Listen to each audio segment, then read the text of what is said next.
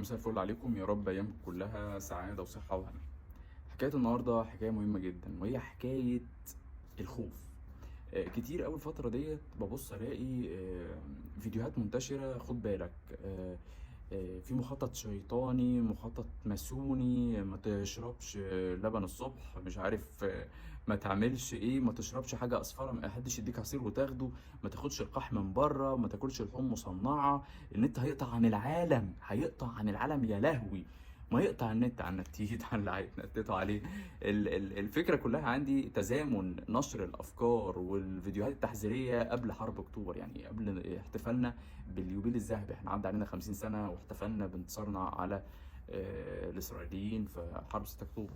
خد بالك اللي حصل في حرب 6 اكتوبر بالنسبه يعني للجيوش والحروب، وطبعا الكليات العسكريه والدراسات العسكريه، دي حاجه اعجازيه جدا. ان الجيش يقدر يقوم نفسه في خلال 7 سنين، ويقدر الجندي المصري بعد نكسة في 67 يقدر في 73 يخش ياخد ارضه تاني باسلحه مش متطوره. فدي اعجاز في حد ذاتها. اللي انا عايز اقوله ان نشر الافكار في التوقيت ده هو ليه غرض معين، يخليك خايف وقلقان، مع انك المفروض تبقى مطمن ومطمن جدا، واهم من الاطمئنان انك تكون فرحان. وخليني اقول لك كمان تزامن بقى ان انت كجندي مصري عندك عقيدتك اللي هي الوطنيه، حبك لارضك، مع عقيدتك الدينيه، حبك لدينك، مخليك عامل كده ايه، كومباينيشن غير طبيعي. ايمانه بالخالق، اللي هو مقدر له دايما الخير في حياته، مهما اي حاجه هتحصل له هي خير.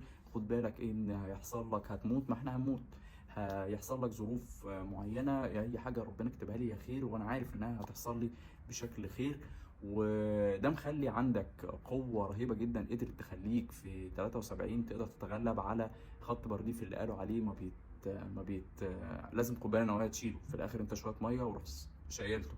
فاللي انا عايز اقوله ان ما تخليش الافكار تعمل لك رعب، ما تخليهاش تفقدك حماستك، ما تخليهاش تفقدك فرحك، ما تخليهاش تحيدك عن هدفك. يعني انت عندك هدف، تنشر لي بقى افكار، فيديوهات، مش عارف ايه، انا كده كده هدفي هوصل له، وعارف ان ربنا مش كاتب لي غير الخير، وعارف ان انا مهما عملت وقابلت في حياتي اللي ما بقابله ده قدري وربنا مديهولي واختبار ليا، ومهما كنت هقابله هعمل فيه اللي ربنا هيأجرني عليه. يعني اهم حاجه لاخواتنا في فلسطين، طوفان غزة، أحلى فرحة، أحلى فرحة إنك قدرت تعبر عن نفسك. أنت في الأول في الآخر دي أرضك، وحد جه مغتصب خدها منك وفرض سيطرته عليك بالسلاح، إنك تاخد حقك منه في حاجة زي كده. دي حاجة إحنا نفرح لك فيها جدا. وطوفان غزة دي حاجة يعني أنا شايف إن هي جميلة جدا، يعني حصلت قوية، ومن حقهم يفرحوا، من حقهم يعبروا عن ان احنا كل يوم بنشوف نلاقي مستوطن مش حد من جيش الاحتلال، لا ده مستوطن راح قتل فلسطيني ومحدش بيعمل له حاجة. فان انا الاقي رد فعل زي ده، معلش هو ده من حقهم، وبجد يعني انا فرحان لهم جدا. يلا، ويا رب ايامكم كلها سعادة وصحة وهنا، ودايما اطمئنان وطمأنينة، ومحدش يعرف يخوفنا.